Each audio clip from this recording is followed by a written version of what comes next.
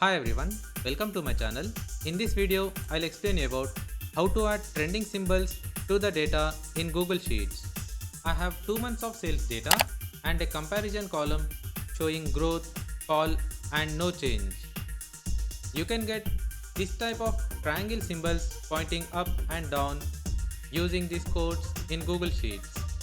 To add trending symbols to this data, go to Format tab.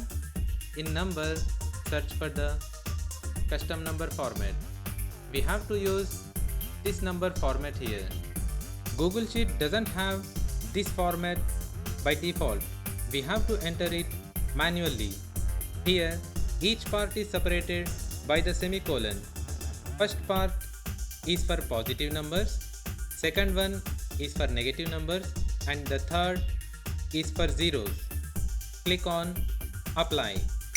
This is how we can add trend symbols to our data in Google Sheets. Check out my channel for more tips and tricks.